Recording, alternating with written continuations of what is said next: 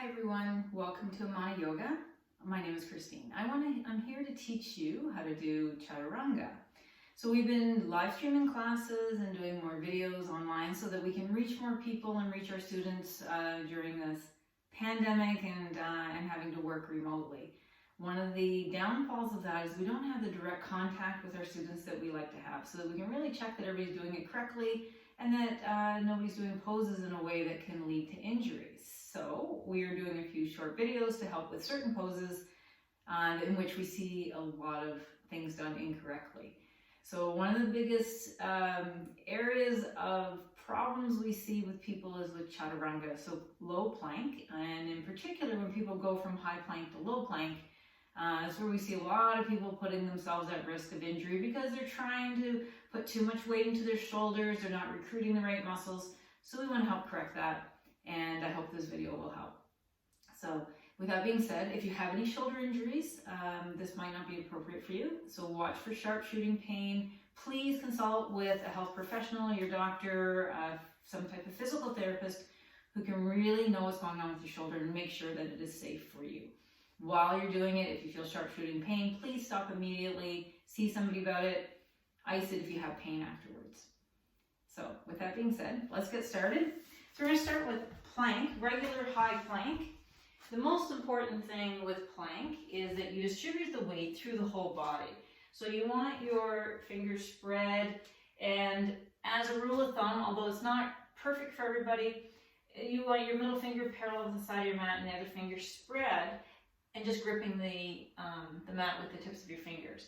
If that doesn't feel right, adjust it so that it feels comfortable for you.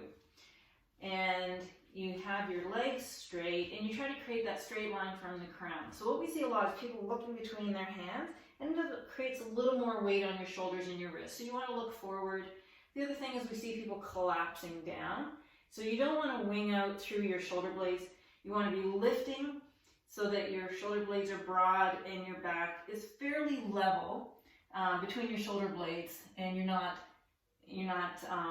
sinking through the chest. So nice and strong, lifting the knees and lifting the thighs, engaging the pelvic floor, engaging your abdominal muscles. So that's the first part.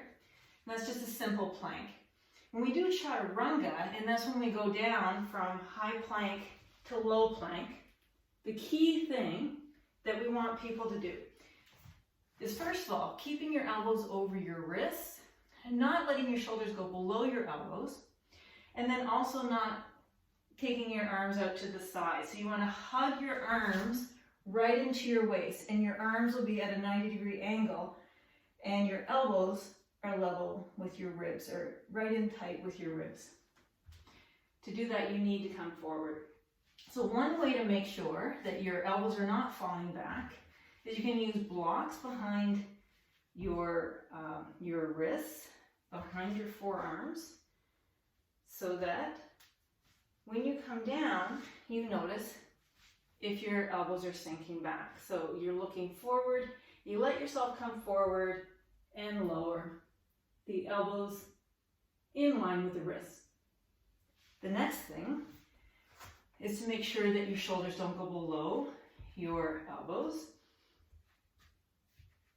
And you can use blocks or books or something to give you some type of indication.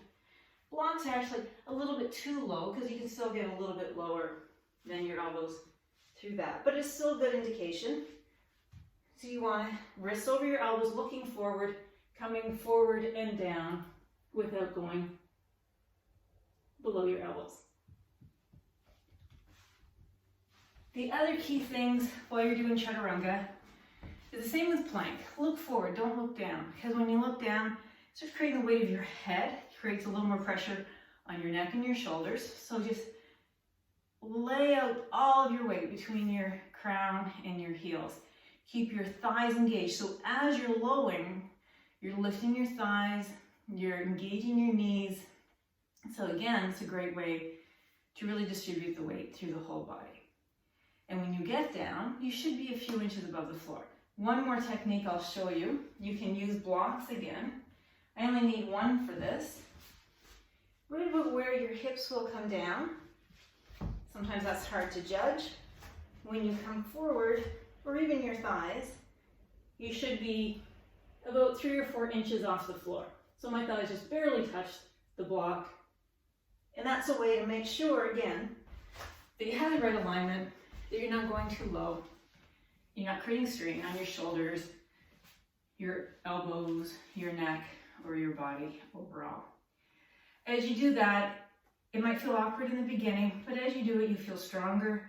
If you're going from plank to upward dog, you have more control, you have more strength, and over time it'll give you much more endurance in the practice. I hope this has been helpful. Please give us any feedback. Please subscribe to our YouTube channel, like and share as you feel, and we hope you've enjoyed this video. Thank you, and namaste.